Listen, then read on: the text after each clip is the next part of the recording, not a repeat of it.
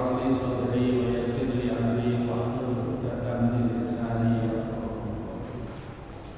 Amma ba'du, jamaah sekalian yang dirahmati Allah Subhanahu wa taala, alhamdulillah malam ini kita bisa bertemu kembali dalam rangka salat Jumat ini setelah kita melakukan aktivitas ibadah mulai dari sholat tahiyatul masjid, sholat maghrib berjamaah, kita lanjutkan dengan sholat ba'diyah maghrib, dan kita lanjutkan dengan takbir. Mudah-mudahan amal ibadah kita diterima Allah Subhanahu wa taala. Amin. Shalawat dan salam kepada terlimpah pada junjungan Nabi Allah Muhammad sallallahu alaihi wasallam. Kita patut bersyukur karena kita oleh Allah diberi kesempatan, diberi kenikmatan sehat sehingga bisa memenuhi panggilan Allah untuk beribadah baik yang wajib maupun yang sunnah. Sama sekalian yang tidak kalah pentingnya, kita bersyukur pula kita masih diberi kesempatan bertemu dengan bulan Dzulqa'dah, dan mudah-mudahan di bulan-bulan dan tahun-tahun seterusnya. Bulan Dzulqa'dah ini termasuk bulan kalau ditinjau dari firman Allah, inna iddatas syuhuri indallahi isna asyara syahran fi kitabillah yauma khalaqas samawati wal ardh fihinna arba'atul hurum. Allah berfirman, sesungguhnya hitungan bulan dalam satu tahun itu ada 12. Artinya 12 bulan.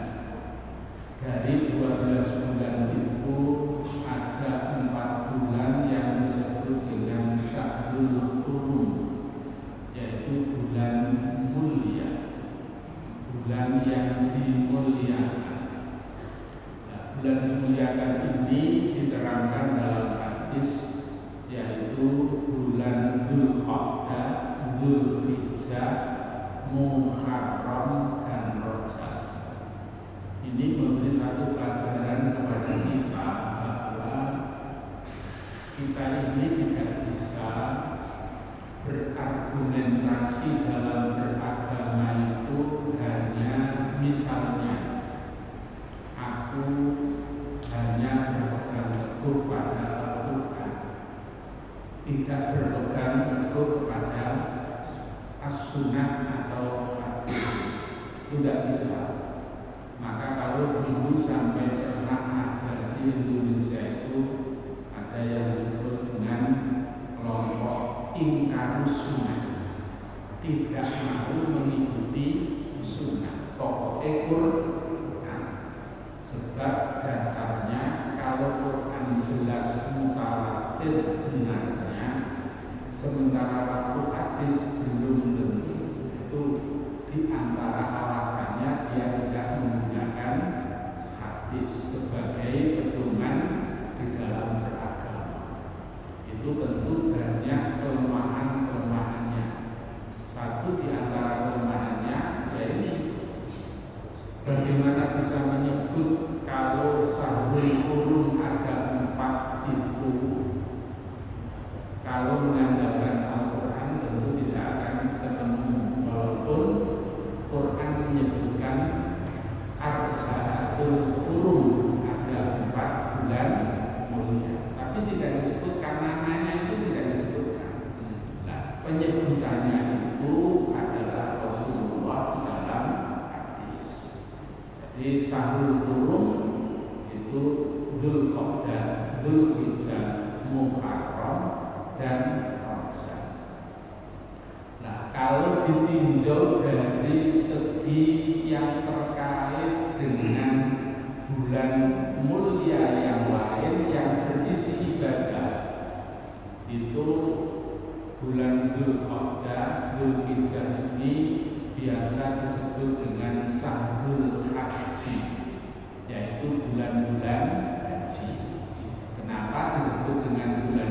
haji karena di bulan Dzulqa'dah dan Dzulhijjah itulah waktunya umat Islam melaksanakan ibadah haji. Nah, bagi kita, khususnya orang Indonesia, haji itu tidak bisa lepas dengan 2 bulan itu, yaitu Dzulqa'dah dan Dzulhijjah. Karena apa? Karena rata-rata umat Islam itu di dalam melaksanakan ibadah hajinya dengan cara tamattu'. Tamattu' itu artinya enak-enakan. Tamattu' itu artinya enak-enakan. Nah, kenapa kok disebut dengan haji tamattu'? Karena di dalam pelaksanaannya itu penuh dengan keenakan, tidak ribet, tidak repot, tidak sulit, dan tidak mengkhawatirkan melakukan hal-hal yang pada akhirnya nanti kena denda, namanya denda gam. Contohnya, kalau umat Islam, dan ini prakteknya berangkat haji itu kan diantaranya Indonesia itu menjelang akhir bulan pada awal bulan Dzulqa'dah itu sudah berangkat, kemudian sampai di tempat, kemudian melakukan namanya ibadah umrah. Begitu umrah dilakukan selesai, kemudian ke hotel atau tempat penginapan, terus melepas pakaian ihram. Baru nanti tanggal 8 Dzulhijjah yang disebut dengan hari Tarwiyah, itu baru kemudian menggunakan pakaian ihram lagi untuk melakukan persiapan wukuf di Arafah tanggal 9. Nah, begitu selesai wukuf di Arafah, kemudian ke Musdalifah, kemudian ke Mina, lempar jumrah, kemudian setelah itu selesai, apakah menggunakan yang namanya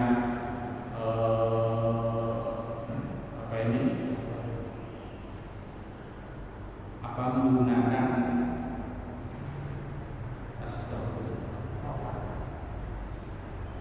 langsung kemudian melakukan tawaf ifadhah, sa'i, kemudian tahallul, atau tidak terlebih dahulu masih di Mina sampai kemudian nafar akhir atau nafar awal.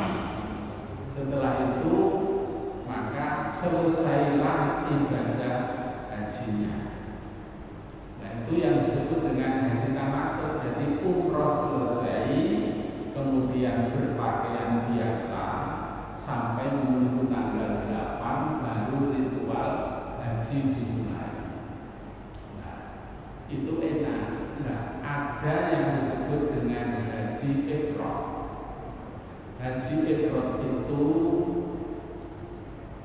orang yang berumrah, terserah tanggalnya berapa. Kalau misalnya sudah sampai di Mekah itu katakanlah tanggal akhir di bulan Dzulqa'dah seperti sekarang ini, kemudian berihram umrah. Nah, setelah umrah itu tidak kemudian melepas pakaian ihram. Pakaian ihram tetap dipakai sampai nanti tanggal 8, 9, 10 ritual haji. Nah, ini tentu berat karena menjaga kebersihan, kesucian dari pakaian ihram itu yang pertama. Nah, yang kedua yang paling itu adalah yang terkait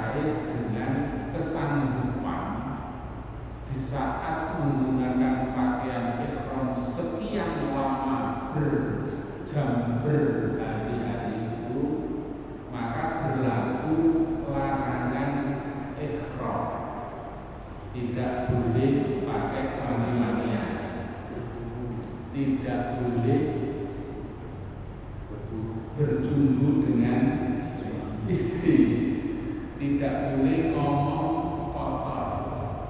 Walaupun ngomong kotor itu ya tiap hari tidak boleh, tapi khususnya orang yang sedang ihram itu ada namanya kena denda. Apalagi kalau sampai berkumpul dengan istri, padahal sekian lama. Nah kalau sampai itu terjadi maka damnya itu berat, nyembelih unta. Padahal unta itu kalau dirupiahkan sekarang paling tingkat 30 juta. Belum yang lain, tidak boleh pakai topi, kemudian tidak boleh pakai kaos kaki yang menutup mata kaki. Jadi harus pakaian ihram, mandi pakaian ihram lagi. Nah selama itu tidak boleh menggunakan pakaian minyak wangi, tidak boleh. Jadi misalnya mandi kemudian pakai minyak wangi tidak boleh, karena ada kambing sabun.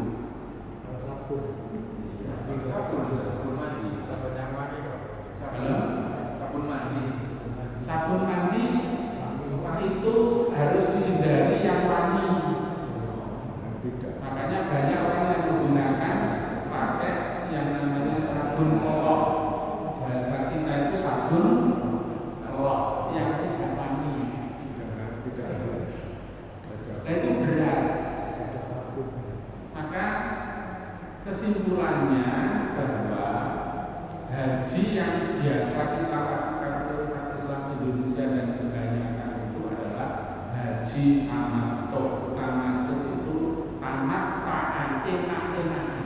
Tamattu itu haji sing paling enak. Itu tadi tidak harus menjaga pakaian, kemudian ngomong dan lain sebagainya dan lain sebagainya. Ini kalau dilihat dari bulan Dzulqa'dah, bulan Dzulhijjah adalah bulan haji. Ya sampai kapan bulan tanggal berapa berakhirnya bulan haji itu, yaitu sampai berakhirnya hari ke-15 atau tanggal 15 Dzulhijjah. Jadi haji itu berakhir tanggal 15 Dzulhijjah. Tanggal 16-nya sudah bukan hari haji.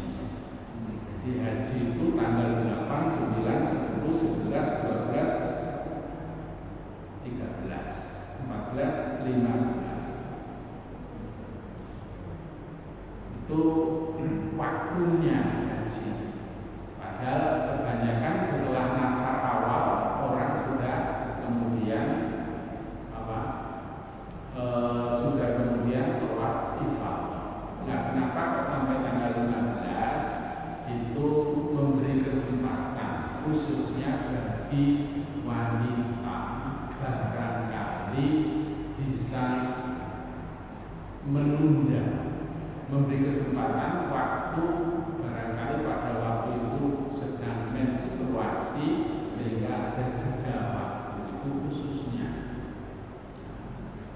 Ini kalau dilihat dari sudut pandang Syahrul Hurum, bulan Dzulqa'dah, Dzulhijjah itu masuk dalam hitungan bulan Syahrul Hurum dan bulan Muharram. Nah kalau dilihat dari sudut pandang bulan haji atau Syahrul Hajj, maka Dzulqa'dah, Dzulhijjah bulan haji. Nah, kemudian di antara Allah memberikan fadl keutamaan kepada bulan Dzulqa'dah ini, yaitu umat Islam itu dilarang untuk melakukan perbuatan khususnya itu yang akan mengakibatkan pertumpahan darah.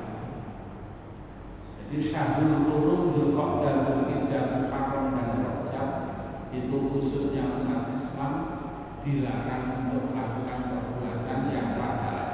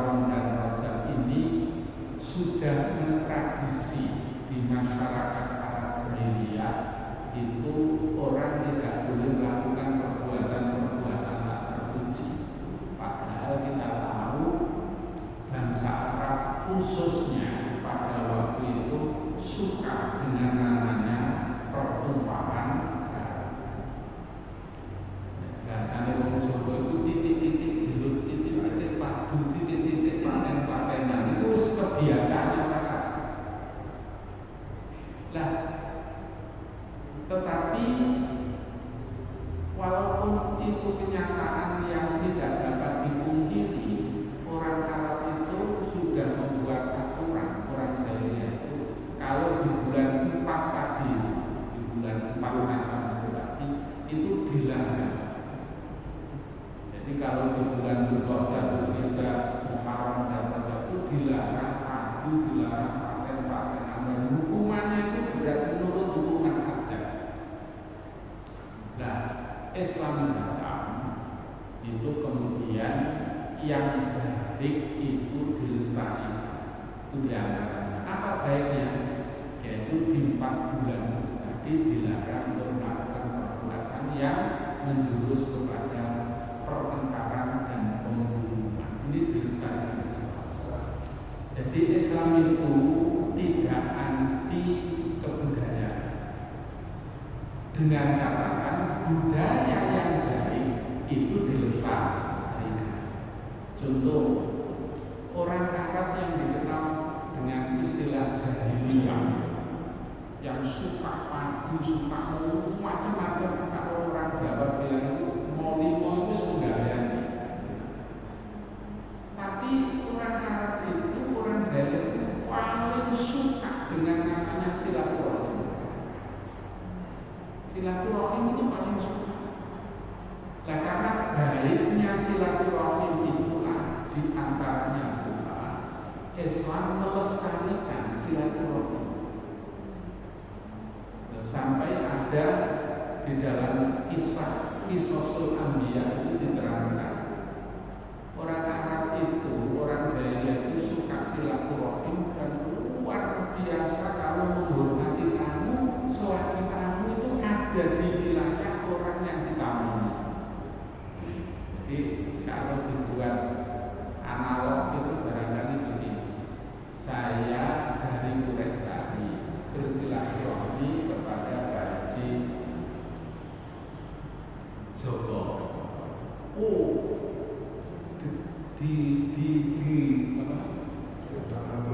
di rumah dijamu luar biasa. Tetapi naudzubillah min dzalik, begitu saya pulang keluar dari wilayahnya Pak Haji Joko itu, Pak Haji Joko itu tidak segan-segan untuk membegal saya. Jadi kalau misalnya saya waktu ada di Tabarujuk itu luar biasa sudah pokoknya, namanya tamu ikramul duyuf. Tapi begitu sudah di di gedongan situ sudah beda, ini bukan wilayah saya, ini bukan kewajiban saya. Sehingga kalau misalnya saya bawa barang, bawa sesuatu yang berharga, itu Pak Joko itu tidak segan untuk merampok membegal saya. Nah, ini Islam datang, silaturahmi terus dilestarikan, tapi pembegalan ini yang dilarang. Menghormat tamu itu diperintahkan, tapi berbuat ketidakbaikan itu dilarang. Itu Islam. Jadi Islam itu tidak kemudian serta-merta anti yang namanya kebudayaan atau kebiasaan, adat istiadat. Tinggal mana yang baik itu dilestarikan, yang tidak baik ditinggalkan. Sama dengan ini. Karena hubungannya masih dengan bulan Dzulqa'dah, Dzulhijjah. Orang Arab jahiliyah sepeninggal daripada Nabi Allah Ibrahim alaihissalatu wassalam, kemudian disusul dengan Nabi Allah Ismail, itu kurun waktu kan seringkali istilahnya terjadi kekosongan Nabi, sering dalam jumlah yang cukup lama. Syariat Nabi Allah Ibrahim Ismail itu tawaf mengelilingi Ka'bah itu adalah seperti apa yang kita saksikan dan lakukan, yaitu tawaf itu mengelilingi Ka'bah dari arah Hajar Aswad, kemudian mengitari Ka'bah berlawanan dengan jarum jam. Itu contohnya. Begitu lama, bukan kok lama ini setahun 2 tahun, puluhan bahkan ratusan tahun. Puncaknya pada zaman jahiliyah itu orang jahiliyah itu pada bulan haji atau bulan Dzulhijjah itu yang melakukan tawaf. Tapi tawafnya tidak seperti yang dicontohkan oleh Nabi Allah Ibrahim, tidak berlawanan dengan jarum jam, tapi sakarte. Sing kepengin koyok jarum jam silakan, yang tidak pun silakan. Nah, yang lebih runyam lagi itu tawaf itu telanjang. Tawaf itu telanjang. Telanjang boleh, tidak boleh. Di sisi yang lain itu termasuk pasar ukas. Jadi pada waktu itu pasar ukas koyok pameran untuk mencari jodoh. Jadi tawafe sakarepe, telanjang nek telanjang nek sambil mencari syariat akhirnya menjadi adat karena syariat yang ditentukan sudah tidak sesuai dengan yang dipraktekkan. Rasulullah datang, maka tawaf ini dilestarikan tetapi kemudian disempurnakan, yaitu dikembalikan seperti saat Nabi Allah Ibrahim dan Ismail di dalam melaksanakan yang namanya tawaf. Maka tawaf itu dari arah Hajar Aswad mengelilingi Ka'bah sampai Hajar Aswad terhitung 1 kali. Yang asalnya syariat jadi adat, yang baik dilestarikan, yang tidak baik dirubah. Itu yang terjadi. Contoh bahwa Islam itu tidak serta-merta berubah. Nah, kemudian kalau bulan Dzulqa'dah Dzulhijjah itu disebut dengan bulan haji, maka ada hadis Rasulullah SAW khususnya di bulan Dzulhijjah itu Rasul menyatakan bahwa 10 hari bulan Dzulhijjah itu adalah hari-hari yang mulia. Jadi bulannya mulia. 10 hari tanggal 1 sampai tanggal 10 itu mulia. Di antara kemuliaannya itu dipraktekkan oleh Rasulullah dan para sahabat. Rasulullah itu sampai menyatakan, manakala engkau sudah mengetahui bahwa Dzulhijjah telah datang, maka janganlah memotong kuku, memotong rambut, jangan bercukur, jangan memotong. Ini ada apa? Kebiasaan orang kan bertanya, opo gak oleh kan gitu. Biasanya orang kan gitu, opo gak oleh.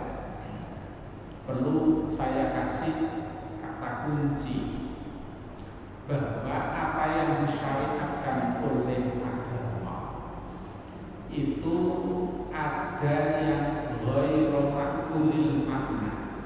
Ghairu ma'qulil makna itu begini. Ada yang bisa dianalogikan, bisa diilmiahkan, bisa dicari hikmahnya, tetapi ada yang belum diketemukan hikmah. Tapi pasti ada hikmahnya.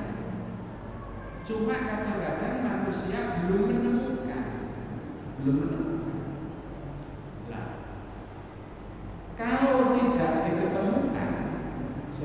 dianalisa, diperiksa, diteliti, maka kembalinya adalah bahwa tentu ada hikmah tapi belum diketemukan. Apa itu hikmahnya? Yaitu adalah sejauh mana ketundukan ketaatan seseorang terhadap keputusan Allah dan Rasul. Itu kunci.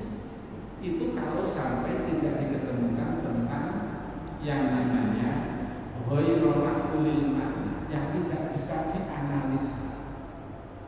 Ya sama dengan ini loh Pak, kalau dianalisa itu kan logikanya kan sholat subuh itu gak loro papat. Nah, zuhur itu loro wae, sebab zuhur itu wayahe wong pegel, wong kerja, kesusu napa.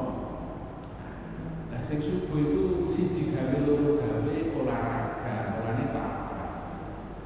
Tapi di sini tidak ada dapat dilogikakan kan kalau sholat itu kan ada unsur olahraganya. Yang paling pokok itu adalah ketundukan dan ketaatannya. Soal kemudian ternyata sholat itu ditinjau dari kesehatan ini, ditinjau dari segi sosial ini. Itu kan setelah kemudian dianalisa. Tetapi di saat tidak diketemukan, kembalinya adalah bahwa ketundukan ketaatan itulah yang paling. Di tanggal 1 sampai tanggal 10 itu dilarang orang memotong kuku, memotong rambut. Tetapi larangan ini tidak kemudian menjadi larangan haram. Hukumnya adalah makruh, lebih baik tidak dilakukan. Kalau sampai dilakukan namanya makruh. Makruh itu dibenci, tidak disukai oleh Allah Subhanahu wa Ta'ala. Lah yang kedua adalah kita diperintah untuk memperbanyak istighfar, memperbanyak doa, memperbanyak amal soleh, termasuk puasa. Artinya puasa itu ya puasa selagi masih ada di waktu itu. Sebab ada satu titik terakhir puasa di bulan Dzulhijjah pada 10 hari itu, yaitu puasa yang disebut dengan puasa Arafah. Ulama ada yang berpendapat tanggal 8 yang disebut dengan tarwiyah itu pun sudah disunahkan berpuasa. Tetapi rupanya pendapat ini banyak yang kurang sepakat. Tetapi kalau Arafahnya tidak ada yang tidak sepakat. Kalau Arafahnya semua ulama tanpa kecuali, tapi kalau untuk tarwiyah itu adalah masih terjadi perselisihan. Nah, menurut kaidah usul fiqhiyah, kalau ada pendapat yang banyak yang menentang, itu berarti lebih baik ditinggalkan. Berarti puasa tarwiyah bagi orang yang tidak sedang di Arafah itu masih diperbolehkan. Tetapi untuk Arafahnya semuanya sepakat. Nah, tarwiyah itu artinya apa? Tarwiyah itu artinya perbekalan. Perbekalan itu kalau bahasa kita itu ya sanu gitu. Ngomong ada istilah. Sanu, perbekalan, bisa. Nah, kenapa itu? Karena menurut hadis Nabi itu pada tanggal 8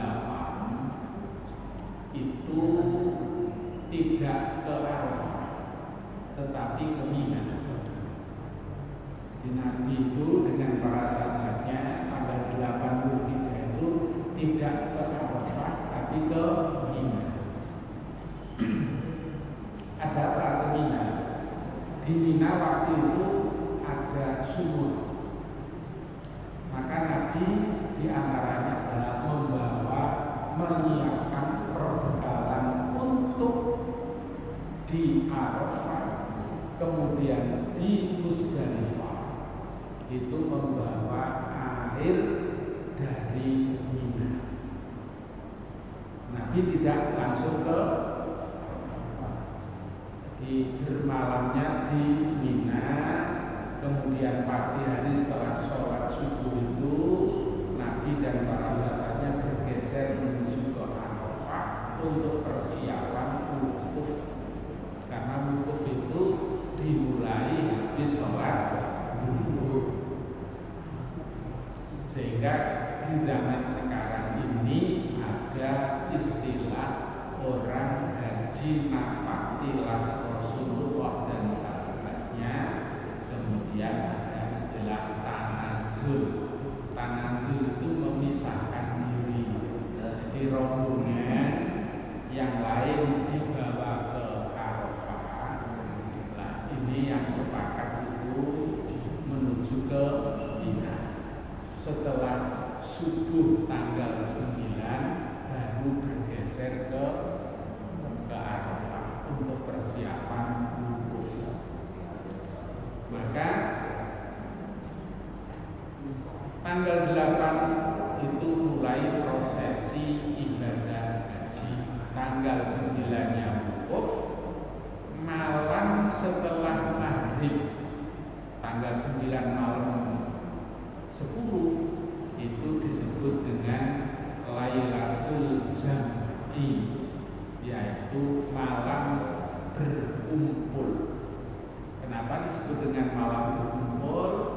Yaitu berkumpulnya orang yang sebagian masih di Arafah, kemudian menuju ke Musdalifah, sama-sama kumpul.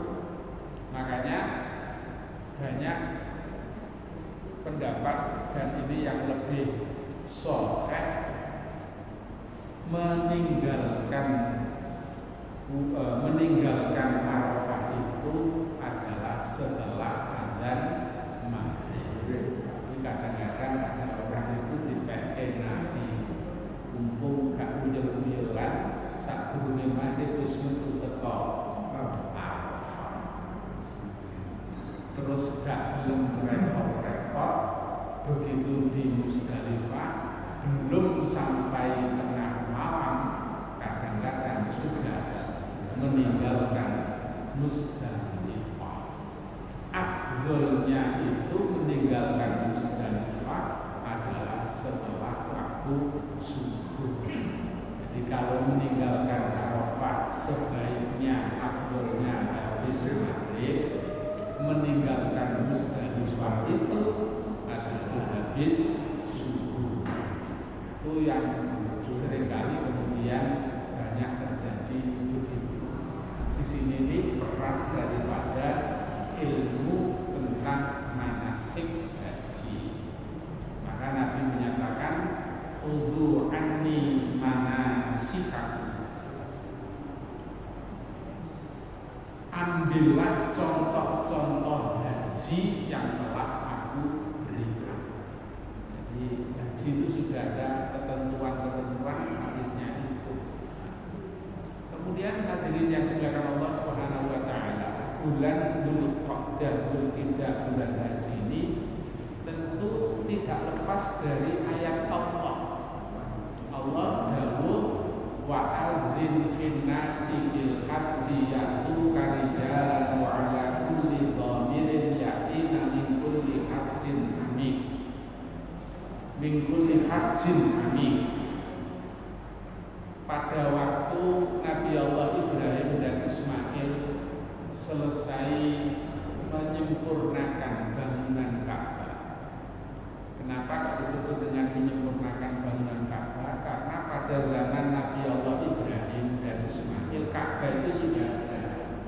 Dan menurut beberapa sejarah dan hadis Nabi, setelah Allah itu membuat langit dan isinya, langit bumi dan isinya, itu Allah kemudian memerintahkan malaikat itu membuat Ka'bah. Karena kondisi waktu sekian ribu tahun itu, dan Ka'bah itu kan ibaratnya ada di dalam mangkok. Ka'bah itu ada di dalam mangkok, di tengah-tengah mangkok ini. Sementara waktu kota Mekah seperti itu, maka hujan, lahar, kemudian termasuk apa saja itu terus menutupi.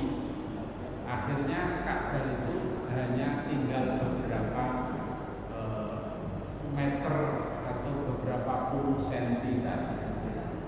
Nah itu pada zaman Nabi Allah Ibrahim, kemudian sama anaknya Ismail diperintah Allah untuk meninggikan Ka'bah, untuk meninggikan. Jadi yang membangun Ka'bah itu bukan Ibrahim Ismail, itu hanya melanjutkan renovasi. Begitu sudah selesai, Allah itu dahulu, hai Ibrahim, panggillah manusia untuk haji.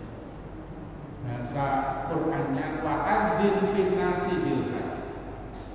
Maka ada istilah azan. Azan itu wa'adzin dan panggil. Serulah manusia haji. Ibrahim waktu itu tanya kepada Allah, ya Allah, bagaimana panggilan saya ini bisa didengar oleh orang?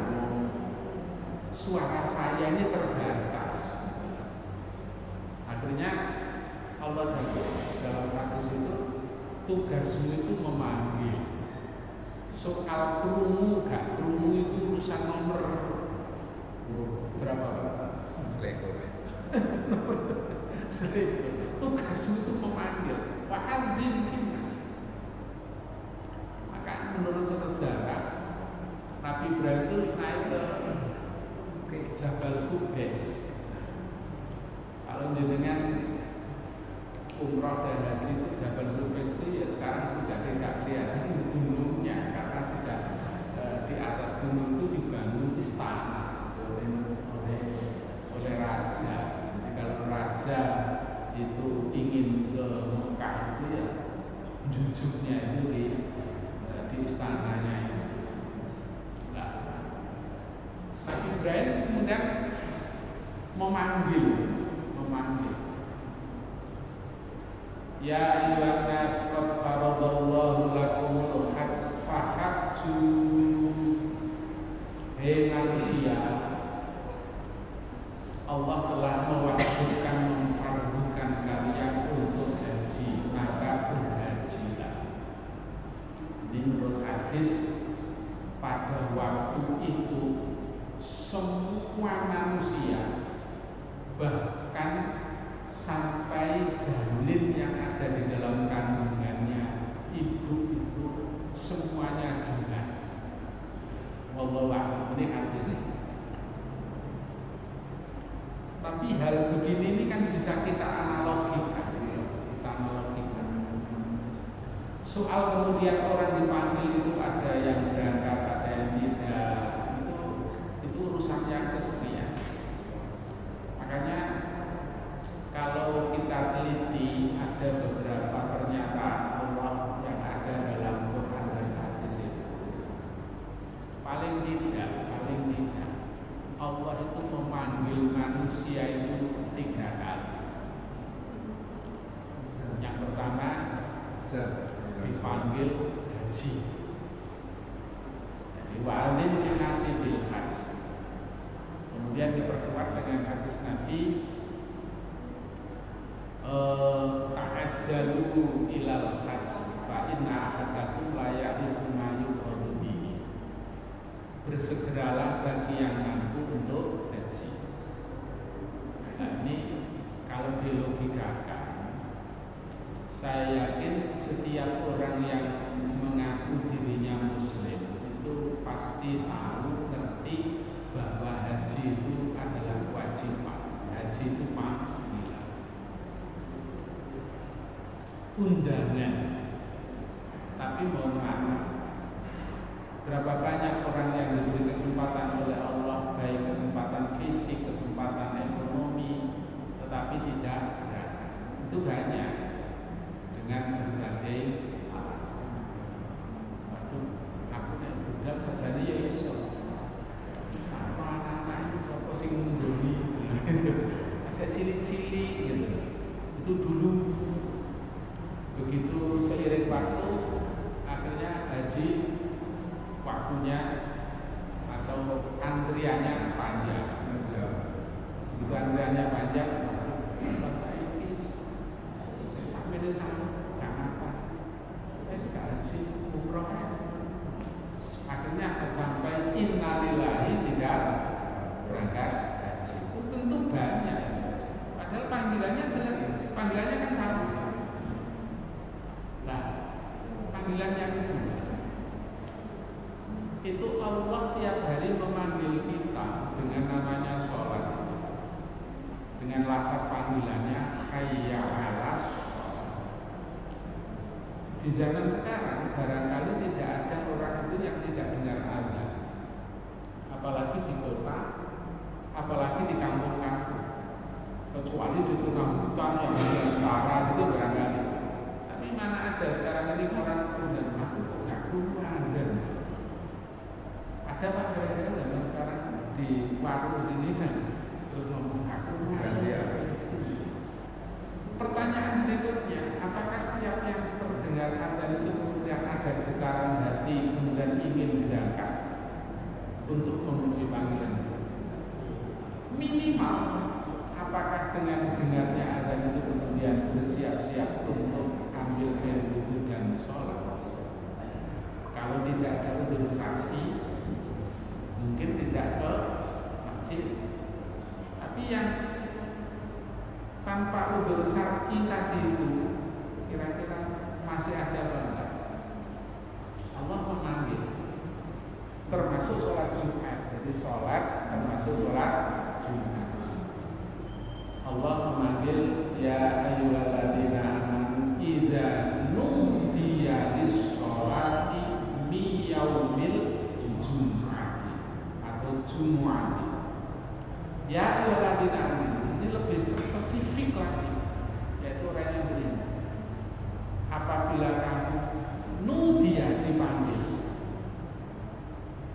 kira-kira masih ada enggak orang waktu Jumatan enggak datang ke Jumatan itu? Masih ada ya? Masih ada. Nah ini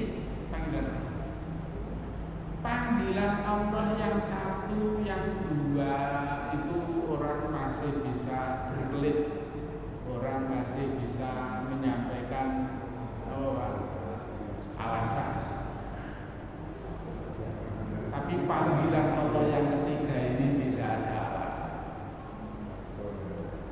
Panggilan Allah yaitu menghadap Allah.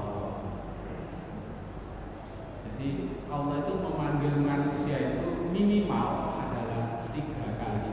Memanggil untuk sholat, memanggil untuk haji, atau itu dibolak-balik tidak masalah karena tidak termasuk rukun. Tetapi panggilan yang ketiga itu adalah panggilan yang tidak mungkin tidak artinya apa, yaitu dipanggil untuk menghadap Allah. Kalau sholat masih ada alasan, kalau haji umroh masih ada alasan. Tapi kalau panggilan Allah yang ketiga tidak bisa menyampaikan alasan. Kemudian haji itu hukumnya fardu ain bagi yang mampu. Ternyata juga umroh itu fardu ain bagi yang mampu. Dasarnya wa atimmul hajja wal umrata lillah. Sempurnakanlah haji dan umroh. Ini kalau menurut tata bahasa, wawunya itu wawu wasol. Jadi sambung. Sempurnakanlah haji dan umroh. Bukan sempurnakanlah haji atau tidak.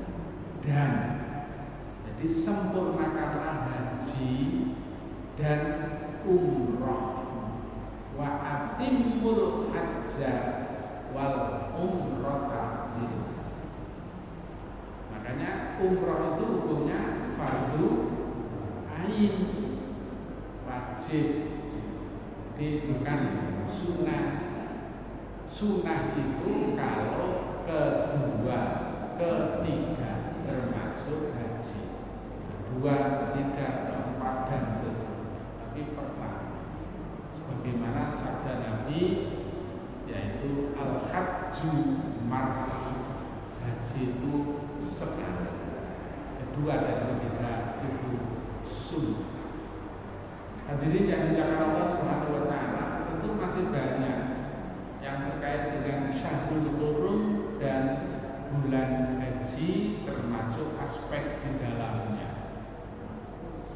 Karena waktu saya tambahkan 10 hari tadi itu ada hari yang khusus.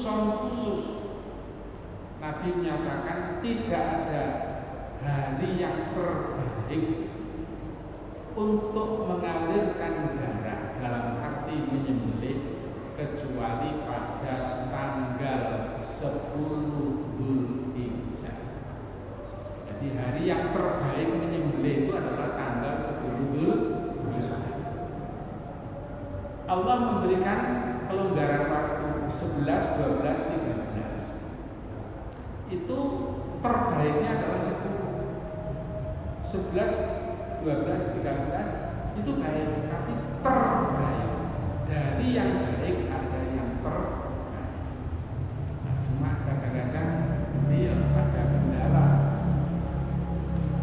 Tapi kendala tidak berarti tidak ada solusi. Insya Allah dan sudah diputuskan oleh Muhammadiyah bahwa 10 Dzulhijjah jatuh pada hari Jumat.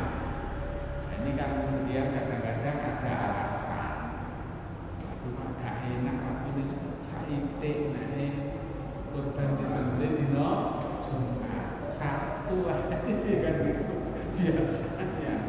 Ada solusi, nek gak mari dino Jumat ya dilanjutno Sabtu gitu.